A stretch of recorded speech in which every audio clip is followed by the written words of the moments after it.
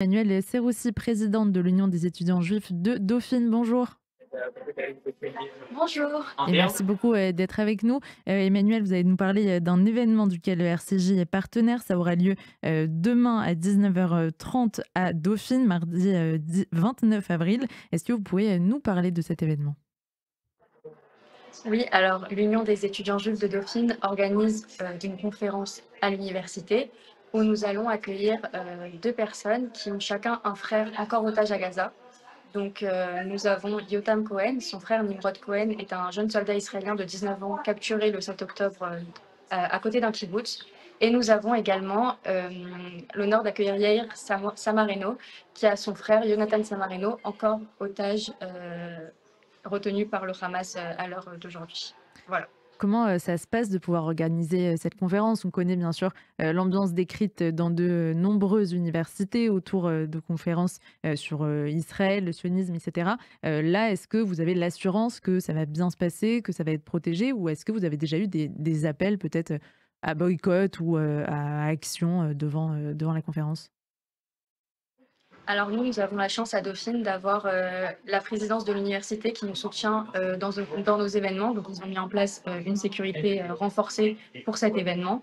L'université nous a aidé à organiser tout l'événement en nous donnant des informations supplémentaires, etc., etc.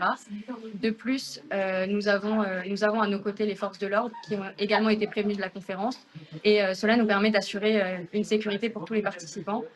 De notre côté, aucun boycott n'a été signalé, donc nous, on fera le nécessaire pour que ça se passe bien et la sécurité sera évidemment renforcée autour de l'université.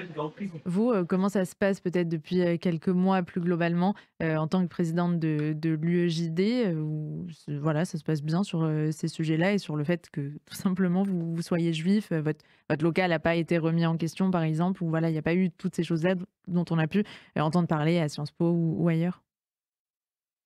Non, à Dauphine, on a vraiment la chance, de par notre supériorité numérique, par rapport aux autres facs. Nous sommes une grande association, nous comptons plus de 230 membres. De plus, évidemment, il y a un comité Palestine dauphinois qui des fois, organise des conférences, etc. Mais nous sommes assez nombreux pour les contrer, pour donner notre opinion également, ce qui fait qu'il y a un certain équilibre qui est respecté. Également pour notre conférence, voilà, nous avons à notre disposition le plus grand amphithéâtre de l'université et l'université va faire en sorte qu'il n'y ait aucun dérapage. Donc nous sommes quand même protégés de ce côté-là, si on compare avec les autres universités comme Sciences Po, par exemple. Une dernière question, Emmanuel. Donc déjà, à la fois, on encourage bien sûr nos auditeurs et auditrices à aller s'inscrire à cette conférence. On le rappelle, c'est demain, mardi 29 avril à 19h30.